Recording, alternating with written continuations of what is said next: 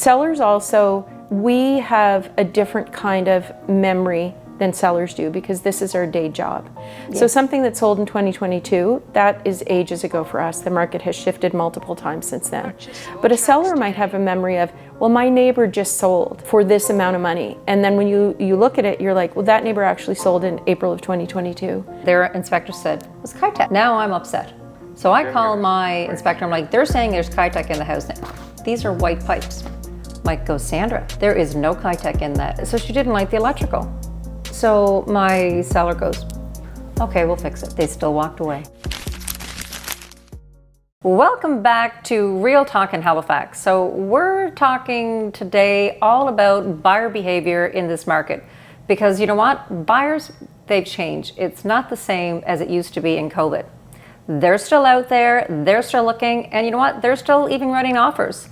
But they're not moving the same way they always used to. And I always called it a Cinderella market. They are more cautious, they are more selective, and they're paying very close attention to price, condition, presentation, and value. So what are you seeing right now, Denise, with buyers that you've worked with or agents in your office, more so even than a year ago? Buyers are requiring a higher level of diligence. So after inspection, you might be getting trades in to do quotes on things. In a more competitive market for sellers, like when it was a seller's market, getting the property under agreement was the achievement. We're really minimally balanced, but in many areas and many price bands, we're in a buyer's market because they have choice. So they're needing, most of us, and you would be the same, we've always done a high level of diligence, but you do have more of an opportunity to possibly renegotiate things. You might have a little more time because we're kind of going back to the before times. Yep. In terms of diligence periods which can be up to 2 weeks. We were trying to write them all within a week when it was a very competitive market. I do see buyers being a little suspicious of a house that they perceive has been on the market for a long time, whereas because you and I have been through a variety of types of market, it's just more of a normal period. I remember when I started, 60 to 90 days, you'd give your seller that expectation. We're not up to that, but something on the market for a month or two, that's becoming more normal. Well, I think the average days on market now, when I was looking this morning, was around 72. Yeah.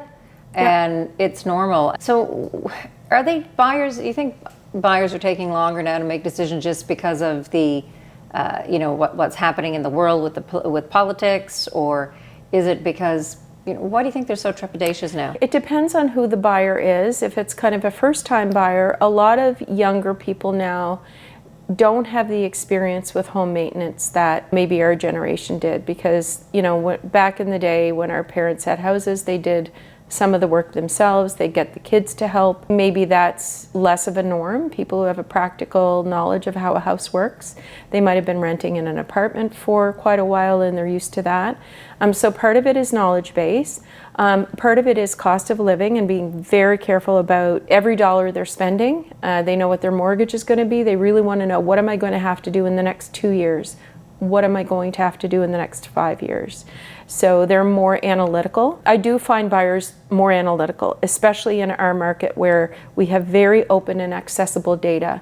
You tend to be getting a buyer that is not ignorant about price. They're very knowledgeable about price and details about a house because our data is so open. And even with chat or any other AI programs, because you can put into chat like, I'm wanting a house like this, or what should I offer on this house? And sellers need to realize, like, what happened back during COVID for pricing is not what is happening now. Yeah. And I always been saying when I'm doing these podcasts, like, remember when the Ship Start Here happened? Oh yes. If you would have bought a house then, you would have paid at ask. Yeah. Maybe a smidgen. Yeah. Over asking. But if you tried to sell within 3 to 5 years, you're either broke even or you lost money. And it's unfortunate that I do see that happening a lot right now. But when it comes to a buyer wanting to know why a property's been on the market, when I get an agent calling me, I'm like, well, you tell me why. Yeah. Because it's the market, right? And this is one thing I'm hearing, I've experienced it myself, and I hear a lot from agents, is the difficulty in market analysis and pricing and what to recommend, because I think we do have fewer buyers in the market. So you'd almost need to be able to do that perfectly. You'd need to have knowledge about specifically who is out there at that moment in time looking for that product. So nailing down price is not as easy. And because, you know, if you were, let's say, suggesting an underpriced strategy, if somebody needs an efficient sale, let's swoop under a little bit. Yeah. If you're not right, that first price is that first price. That's not an underprice, and sometimes time on the market is the only thing that teaches you that. Sellers also, we have a different kind of memory than sellers do, because this is our day job. Yes. So something that sold in 2022, that is ages ago for us. The market has shifted multiple times since then. But a seller might have a memory of, well, my neighbor just sold for this amount of money. And then when you look at it, you're like, well, that neighbor actually sold in April of 2022. And that was the peak of or pricing. You know what, they may have sold in 2020 and the market is still different. It is. Looking at the stats today, we're down a couple hundred units sold from this time last year. Yep. And even in a week, we're down 800 showings. And our inventory is still going up. Yes.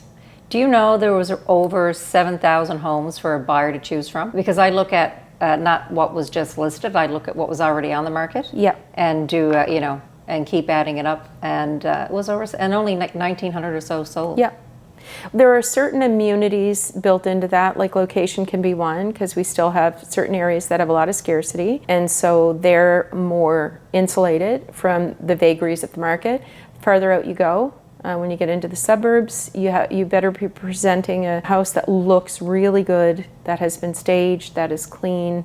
That's the other thing I'm noticing, is that there's less tolerance for things, for taking on things. Absolutely, there is. Yeah. And so when you're working with the buyer, what red flags are they having when they go into a showing? Or, you know, what are you seeing? Is it something really small? It's like... It's very much vested in the individual buyer. Cleanliness is always a thing, because that's the thing you can always do. You can always make it clean. Condition, cleanliness. I personally love to sell a buyer into, I call it the little old lady's house, which I say, like, because I'm on the verge of being one myself, but just the person who's really maintained their house well and has done all the important things, and it's just the cosmetics.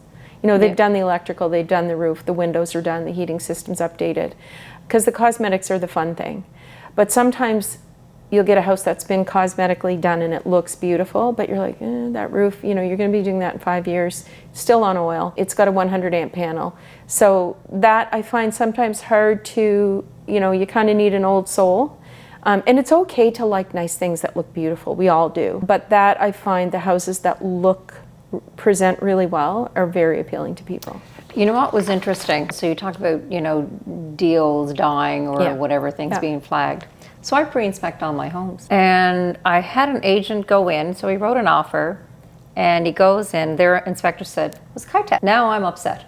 So I call my inspector, I'm like, they're saying there's Kitec in the house. These are white pipes. Mike goes, Sandra, there is no Kitec in that house. And so now I get a picture of the pipe. Yep. And it's called Better, I think. And that's sometimes Kitec and it's sometimes not. So I got the serial number. Yeah. I ran it through multiple AI platforms. Yeah. I ran it through Google.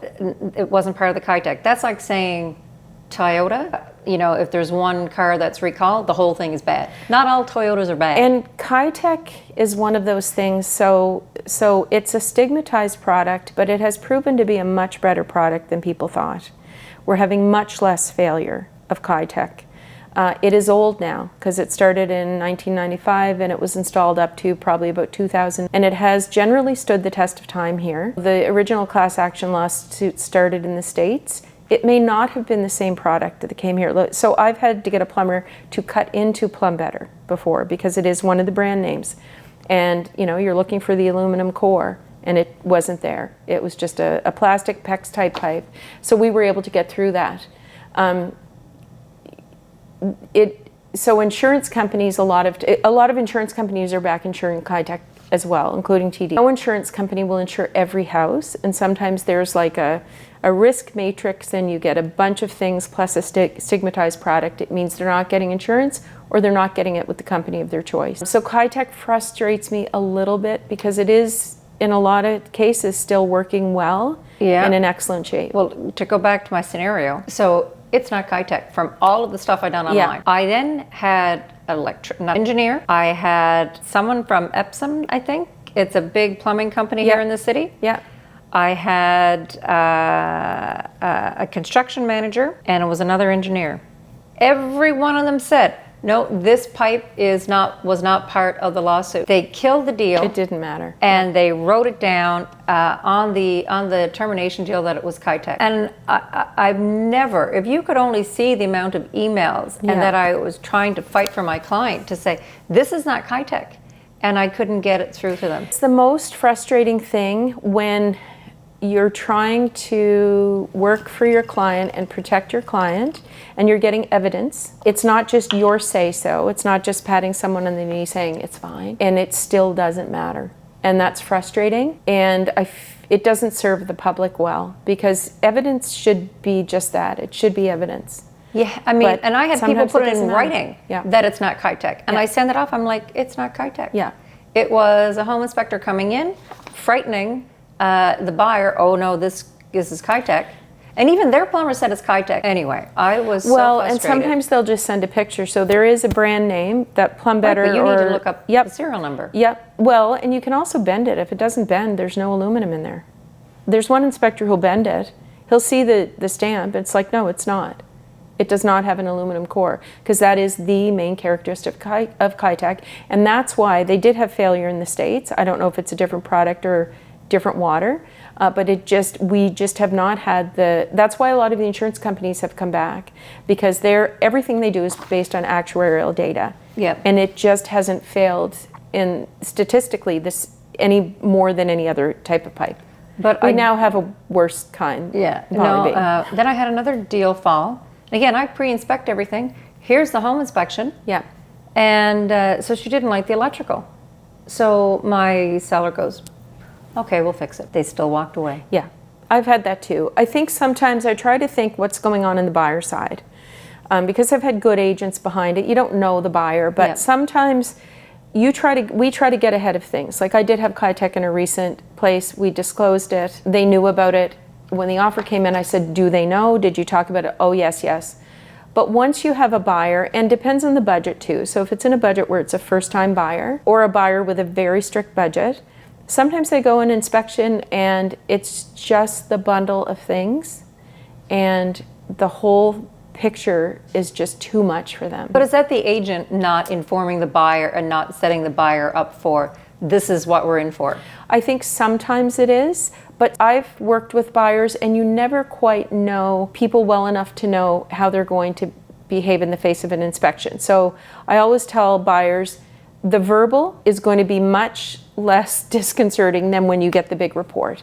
When you get the big report, let's go through it together, piece by piece. But just prepare them that it's going to be a lot of information. There is some liability drive on the behalf of inspectors, because they've missed things through whether human error or not being able to see inside walls. And so they're wanting to shift any liability. So this Plumbetter stamp, that could have been liability driven. Oh, that's what we felt. You got to flag it at the end of the day. So I will say yes. Like I spend a lot of time trying to prepare buyers before inspections. I start by sending a sheet out. But am I able to predict in all cases how a buyer is going to behave? No, you'd have to know somebody too well. Yep, no, I hear you. So do you think that, we talked about homes being on the market, and do you think buyers are comparing apples to apples or apples to oranges? Like, are they looking at, okay, this is a resale, and I'm comparing it to the new product? Yeah, sometimes. And I think the reason why that happens is it used to be when we had a buyer, we'd have a number of parameters. We'd have budget, location, features, bedrooms, bathrooms, garages.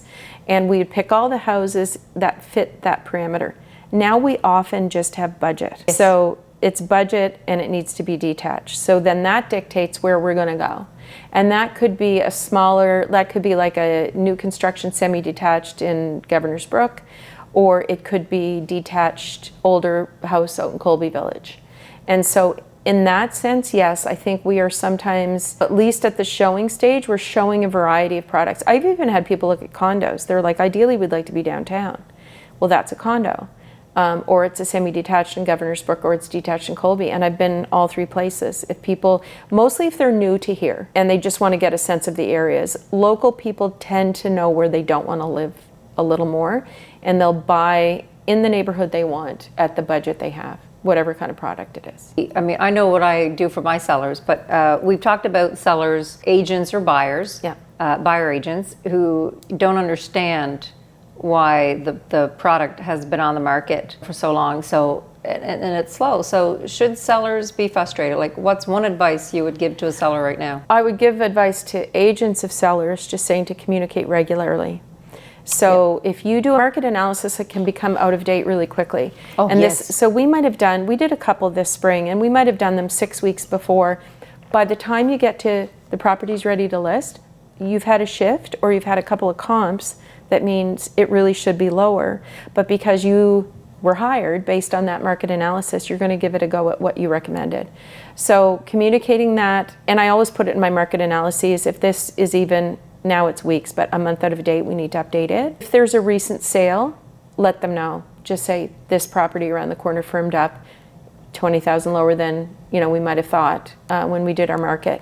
And just communicate, or if it's quiet for a week, send them an email or call them and say, it's been quiet, we haven't had many viewings, this is why I think that is. So communication goes a long way. One of the things I hear a lot from my clients is that we never heard from our agent, or we didn't hear enough.